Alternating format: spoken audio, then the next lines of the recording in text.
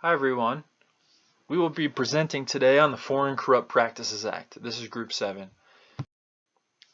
What is the FCPA?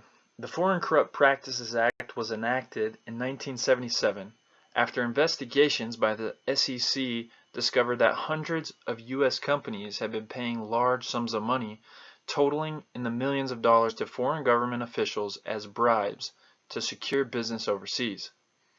These same investigations brought to light that these same companies were using secret slush funds to make illegal contributions to U.S. political campaigns, and then were falsifying financial records to conceal the payment as a means of preventing bribery of foreign officials and to ensure accounting transparency under the Securities Exchange Commission Act of 1934. So specifically, the FCPA makes it unlawful for certain classes of entities and individuals to make payments or give anything of value to foreign government officials in exchange for assistance in obtaining or retaining business. The FCPA also contains certain specific accounting requirements for companies whose securities are listed in the United States. The anti-bribery provisions of the FCPA apply to all domestic concerns and their officers, employees, and agents. Under the statute, domestic concerns refers to any individual who is a U.S. citizen, national, or resident, or any entity organized under the laws of the U.S., or which it has principal place of business located in the U.S. The FCPA governs all types of business entities, including sole proprietorships, partnerships, associations, corporations, nonprofits, NGOs, and educational institutions. The FCPA governs not only payments that go directly to foreign officials, candidates, and parties, but any payment made to anyone who could influence any official, candidate, or party.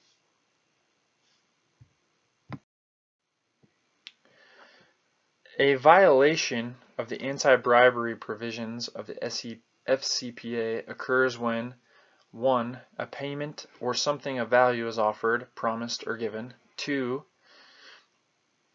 When a payment or something of value is offered to a foreign official, or something of value or payment is made for corrupt purposes.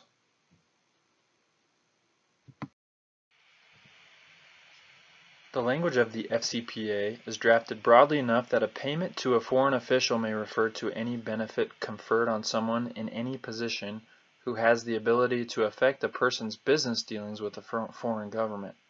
Non-cash gifts, including travel, meals, entertainment, training, employment, scholarships, promises to use certain vendors, or even charitable donations may constitute payments under the FCPA.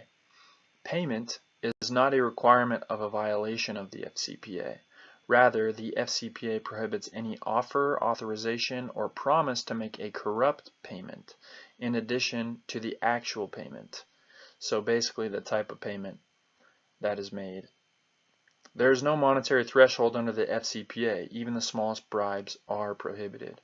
Likewise, a foreign official is broadly defined under the FCPA and can include any employee or agent of a foreign government.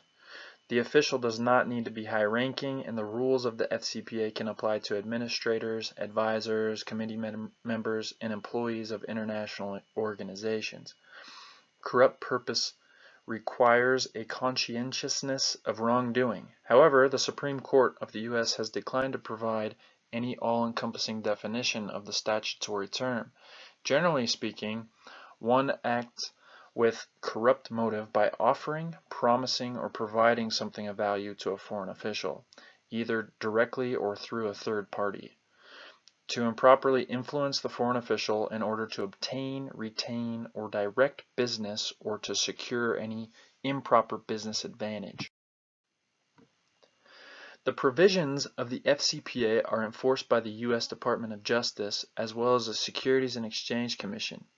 For each violation of the anti-bribery provisions, a business entity may be subject to a fine of up to $2 million Individuals, including officers, directors, stockholders, and agents of companies, are subject to a fine of up to $250,000 and up to 5 years imprisonment. Entities and individuals may also be subject to a civil penalty of up to $16,000 per violation. For each violation of the accounting provisions, business entities may be subject to a fine of up to $25 million. Individuals may be subject to a fine of $5 million and imprisonment for up to 20 years. The SEC may also obtain a civil penalty up to the amount benefited by the defendant. In addition, under the Alternative Fines Act, courts may impose significantly higher fines than those provided by the FCPA, up to twice the benefit that the defendant obtained by making the corrupt payments. What is allowed under the FCPA?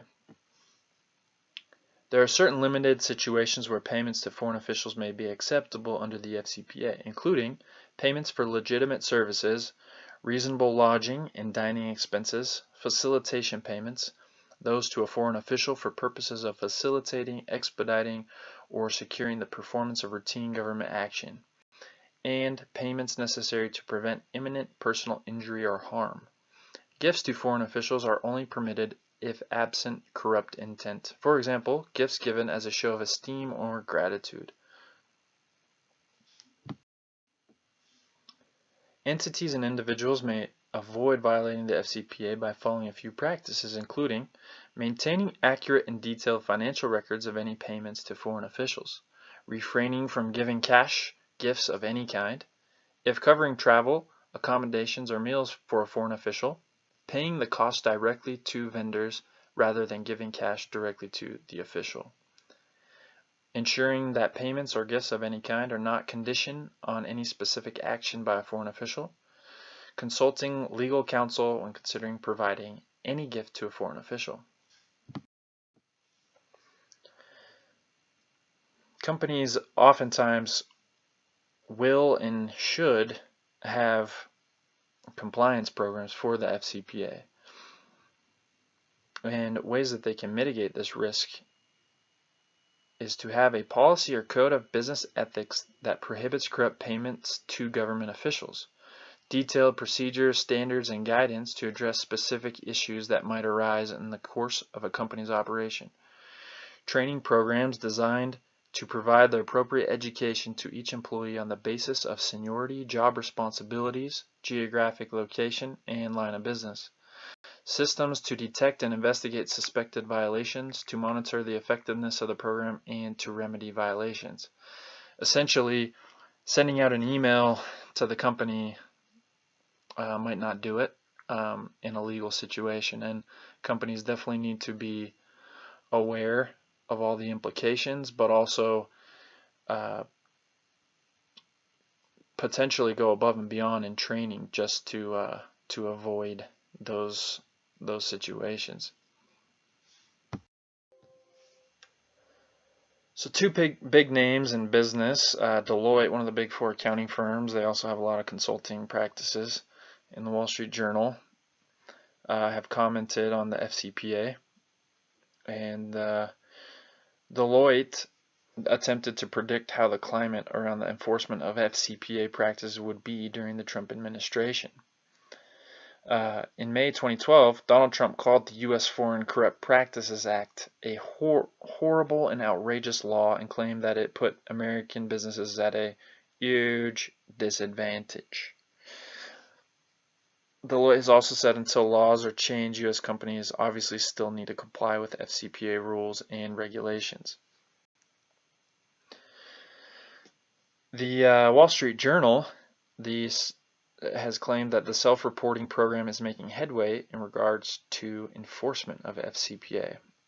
If a company uncovers an employee is violating the FCPA and reports him/her, the SEC will not bring charges against the company. Ephraim Wernick, Assistant Chief of the Justice Department's FCPA unit, states in the article that individual prosecutions remain our chief goal. U.S.